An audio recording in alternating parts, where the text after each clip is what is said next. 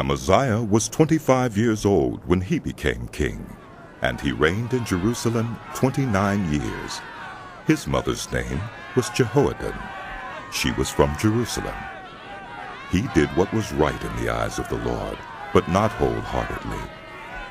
After the kingdom was firmly in his control, he executed the officials who had murdered his father, the king. Yet he did not put their children to death, but acted in accordance with what is written in the law in the book of Moses, where the Lord commanded.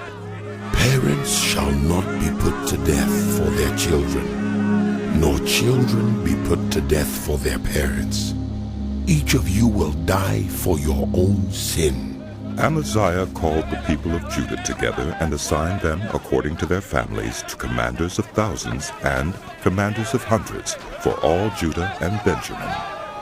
He then mustered those 20 years old or more and found that there were 300,000 men fit for military service, able to handle the spear and shield. He also hired 100,000 fighting men from Israel for 100 talents of silver.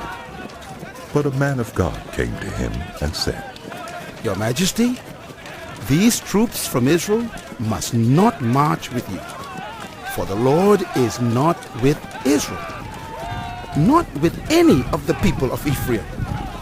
Even if you go and fight courageously in battle, God will overthrow you before the enemy, for God has the power to help or to overthrow. Amaziah asked the man of God, But what about the 100 talents I paid for these Israelite troops? The man of God replied, The Lord can give you much more than that. So Amaziah dismissed the troops who had come to him from Ephraim and sent them home. They were furious with Judah and left for home in a great rage. Amaziah then marshaled his strength and led his army to the valley of Salt, where he killed 10,000 men of Seir. The army of Judah also captured 10,000 men alive, took them to the top of a cliff, and threw them down so that all were dashed to pieces. Meanwhile, the troops that Amaziah had sent back and had not allowed to take part in the war raided towns belonging to Judah from Samaria to Beth-horon. They killed 3,000 people and carried off great quantities of plunder. When Amaziah returned from slaughtering the Edomites, he brought back the gods of the people of Seir. He set them up as his own gods, bowed down to them, and burned sacrifices to them. The anger of the Lord burned against Amaziah, and he sent a prophet to him, who said, Why do you consult this people's gods, which could not save their own people from your hand? While he was still speaking, the king said to him, Have we appointed you an advisor to the king? Stop! Why be struck down?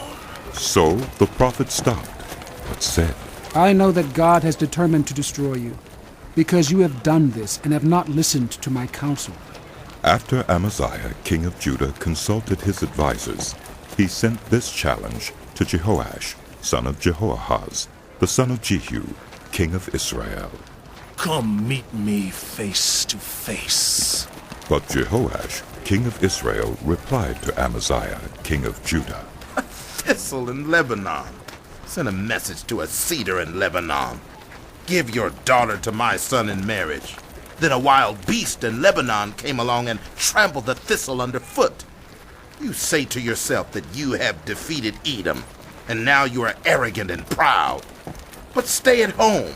Why ask for trouble and cause your own downfall and that of Judah also? Amaziah, however, would not listen, for God so worked that he might deliver them into the hands of Jehoash, because they sought the gods of Edom. So Jehoash, king of Israel, attacked. He and Amaziah, king of Judah, faced each other at Beth-shemesh in Judah. Judah was routed by Israel, and every man fled to his home. Jehoash, king of Israel, captured Amaziah, king of Judah, the son of Joash, the son of Ahaziah, at Beth-shemesh. Then Jehoash brought him to Jerusalem, and broke down the wall of Jerusalem from the Ephraim gate to the corner gate, a section about 400 cubits long. He took all the gold and silver and all the articles found in the temple of God that had been in the care of Obed-Edom, together with the palace treasures and the hostages, and returned to Samaria. Amaziah, son of Joash, king of Judah, lived for 15 years after the death of Jehoash, son of Jehoahaz, king of Israel. As for the other events of Amaziah's reign, from beginning to end, are they not written in the book of the kings of Judah and Israel?